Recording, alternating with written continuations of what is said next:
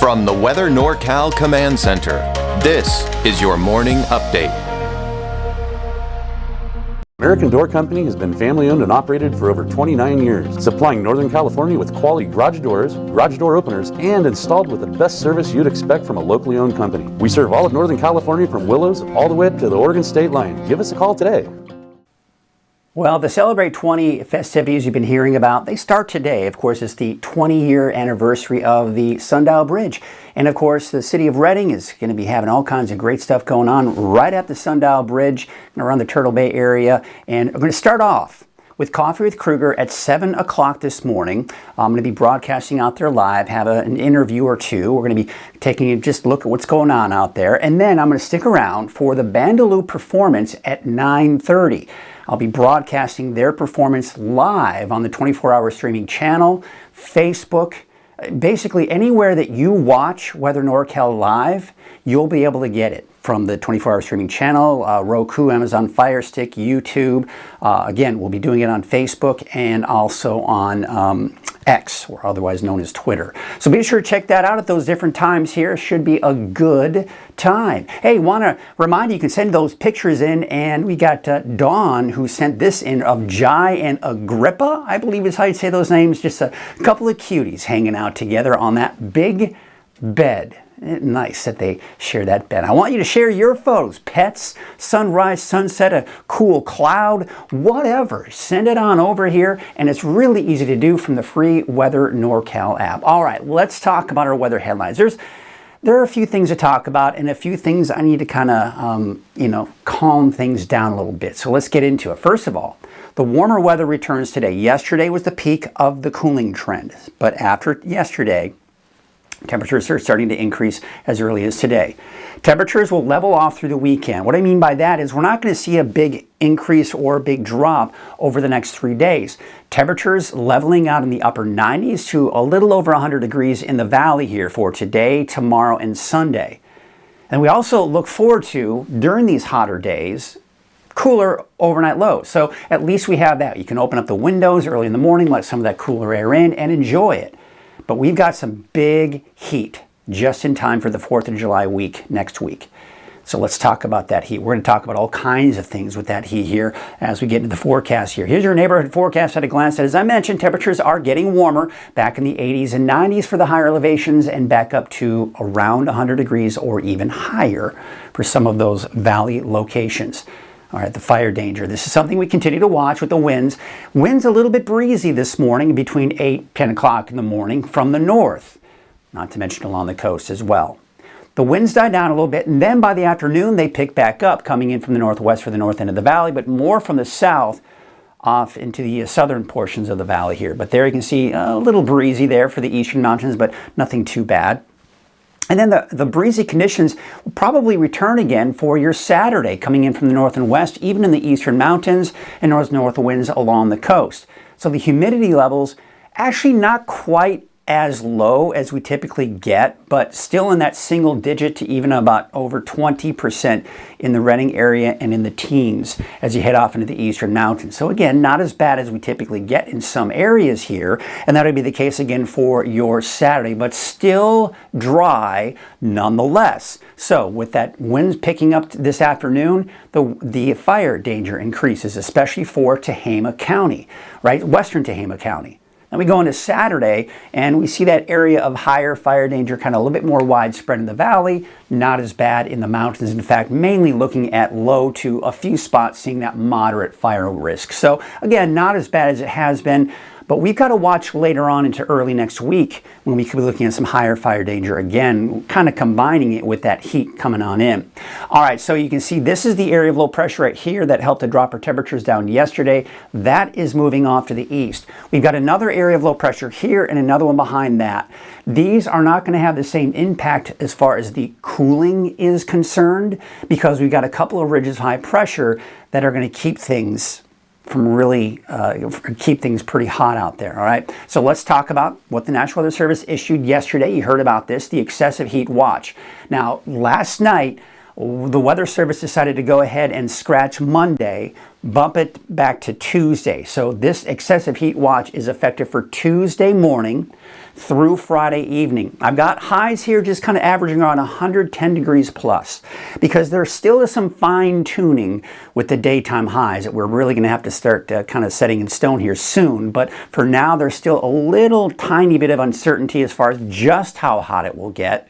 But those overnight lows too, that's one of the reasons why we have these heat watches, right? Because when we struggle to get out of the 70s for those overnight lows, that's when you start having a harder time recovering overnight. All right, so let's talk about what the big buzz was on social media yesterday. A friend of mine, Mike Kraft, sent this over to me. Something I don't ever, honestly, I never look at my app. I look at the Weather NorCal app, but I never look at the native weather app or any other apps, right? But look at this. He sent me this. So here's this upcoming Saturday, which, you know, that's all in line with what's going on here. This right here, this is for Chico, by the way. This right here is for next Saturday, so a week from this upcoming Saturday, showing 120 degrees. And you think to yourself, really? Is it going to get 120 degrees out there? Well, no, the thing is, this is an outlying forecast model yesterday that was predicting a high of 120 degrees in Chico. Since then, I don't know if Apple or whatever fixed it, but you're not going to see that now. It's a little bit closer to reality at this point. All right, so there's that 120 degrees I was talking about from a week from Saturday. Let's take a look at the forecast models. And this is when you have to, again, you have to take outside sources with a grain of salt a lot of times, because still the GFS is way overdoing it. Take a look at that. You see that? That is that same Saturday we're looking at that was forecasting a high of 120. Well, the GFS now is saying, the American forecast model, is now saying 131 degrees. Really? I don't think so, right? But then you compare it to the European forecast model, the same day on Saturday, closer to 118 degrees. Now, this would certainly be something I would believe over 131, but I still think that might even be a little high. However, I will say this. Look at the, of course, the trending upward here. We are seeing the kind of up then back down. There could be another spike after this next week into that next weekend. We'll see. And I'll show you what I'm talking about. Now, we are looking at the GFS forecast model, but this is going to kind of give us a general idea of what to expect, okay? So, a couple of things we need to watch. Cooler air to our north. This one moved over the Pacific Northwest, and that's why our temperatures did drop, and it was more pleasant out there. Let's just put it that way. Temperatures were in the low to mid-90s in the valley. That's moving out. What's going to happen is this heat to our south and east, and this heat to our west are two areas of high pressure that will continue to build as we go into today, tomorrow, and into Sunday. So you see how we're seeing a more prominent ridge over the central United States, really kind of approaching the southeastern United States, and another prominent ridge developing here over the Pacific. So this cooler air, it's riding to the north and is creating this little, what we call a trough or a dip in the jet stream here. This is still warm air. We're still going to get up to about 100 degrees, give or take, for the valley. But the excessive heat from these ridges of high pressure aren't here yet. And what's preventing that from happening is this cooler air here. Now, we've got another area of cooler air. Now, wouldn't it be nice if this thing would just do this, right? But that's not what's going to happen. Watch what happens as we go through next week. Monday, Tuesday, Wednesday, this ridge of high pressure starts to retreat, move back down to the south and east. So we're not concerned about that one. The cooler air that's been impacting us is going to kind of push that down, okay? This cooler air, what's happening, instead of going this way, it's digging to the south-southwest on the back side of this ridge of high pressure. That is allowing this ridge to build and get stronger. Now, another thing, outside of the heat, all right, let's talk about this. Let's kind of switch gears here and talk about fire risk. Because with the positioning of this area of high pressure, the dome of high pressure, you got that clockwise rotation around that high.